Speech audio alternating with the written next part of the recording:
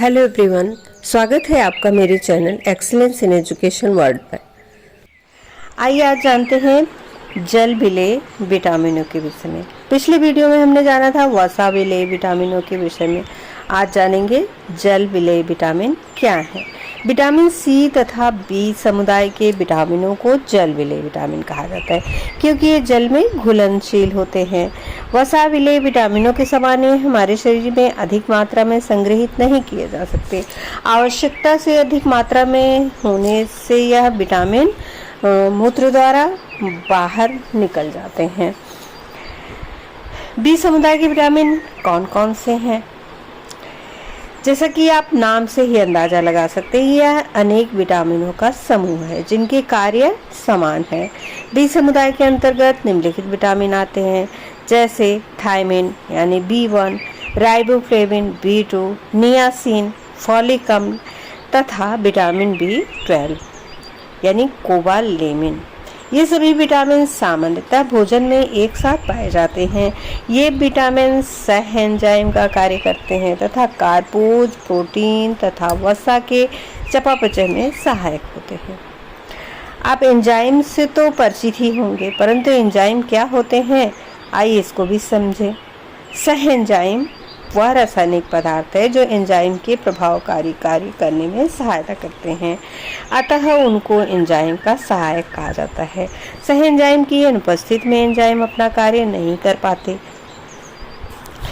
Vitamin के कुछ खाद्य स्रोतों, संग्रहों और इनके स्रोतों के विषय में जानकारी बहुत आवश्यक है। आइए इसके बारे में बात करते हैं।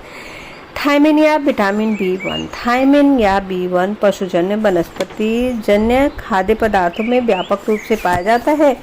वसा, तेल तथा शर्करा के अतिरिक्त खाद्य पदार्थ में विटामिन बहुत थोड़ी मात्रा में पाया जाता है। वनस्पति जन्य खाद्य पदार्थ जैसे साबुत अनाज, साबुत दालें थायमिन के अच्छे स्रोत हैं।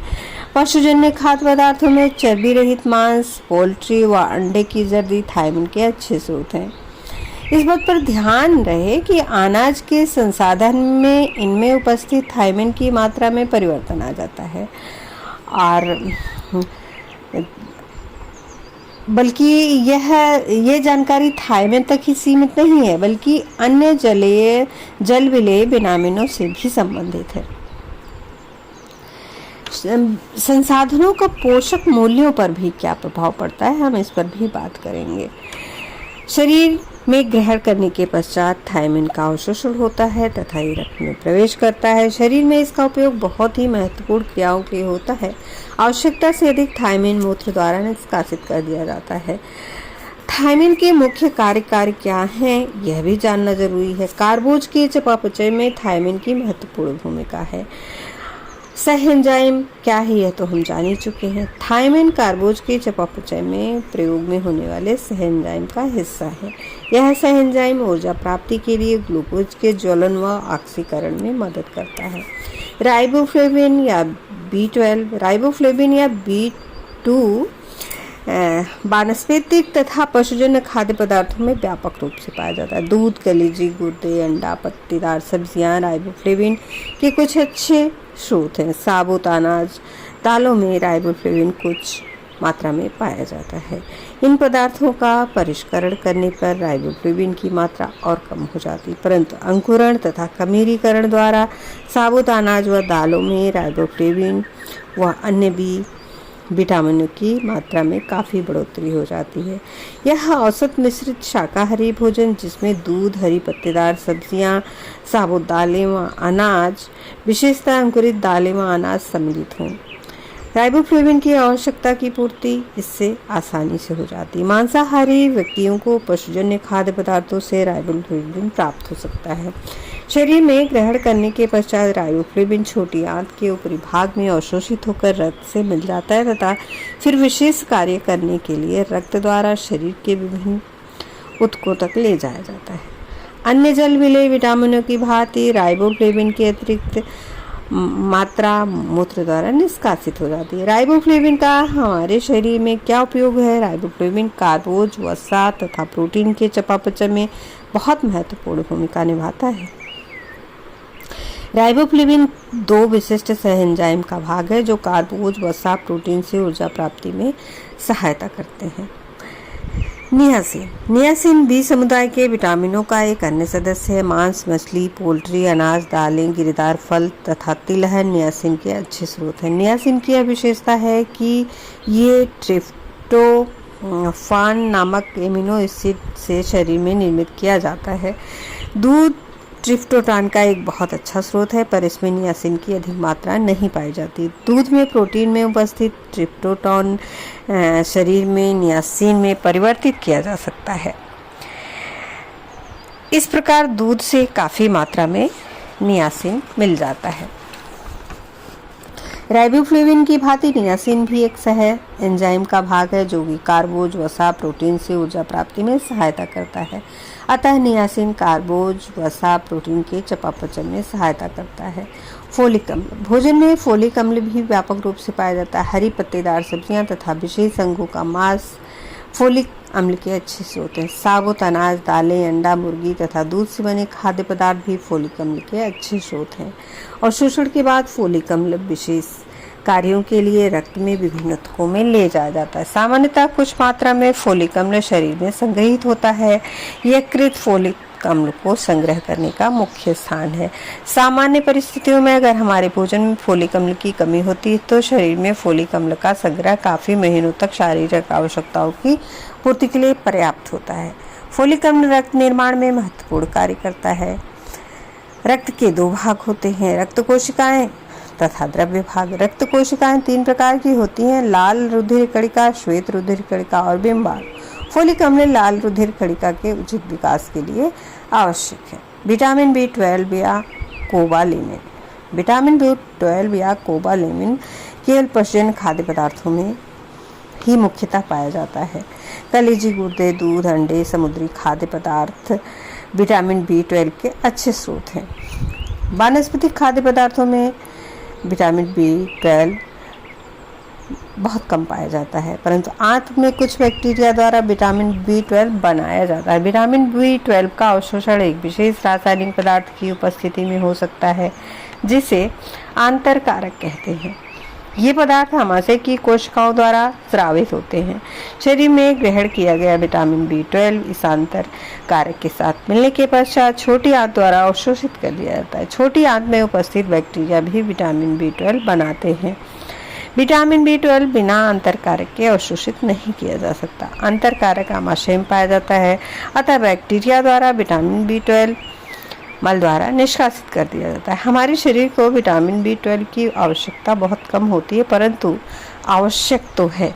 पशुजन्य खाद्य पदार्थों, दूध की थोड़ी सी मात्रा के सेवन से भी हमारी विटामिन B12 की आवश्यकताएं पूरी हो जाती हैं। हमारे शरीर में पाचन तंत्र, तंत्रिका तंत्र, अस्थि मज्जा के सुचारू रूप से कार्य करने के लिए विटामिन B12 बहुत आवश्यक है। फोलिक अम्ल की तरह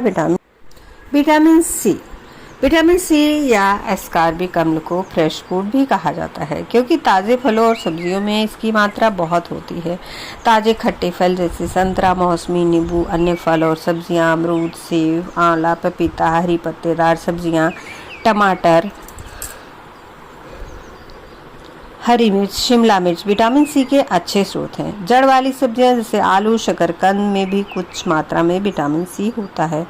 इन खाद्य पदार्थों का अधिक मात्रा में सेवन करने से विटामिन सी प्राप्त हो सकता है।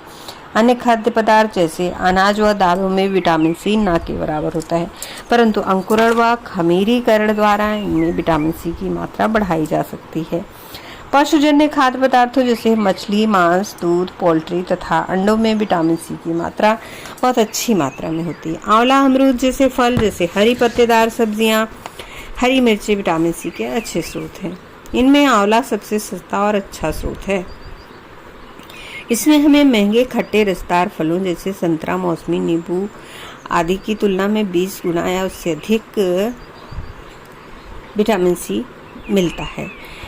शरीर में एस्कॉर्बिक अम्ल शीघ्र अवशोषित हो जाता है तथा शरीर के विभिन्न ऊतकों में बढ़ जाता है। कुछ अंगों में तथा ग्रंथियों से तिल्ली, अस्थि मज्जा, यकृत, अग्नाशय तथा आँख के रेटिना में विटामिन सी सबसे अधिक संकेतित होता है।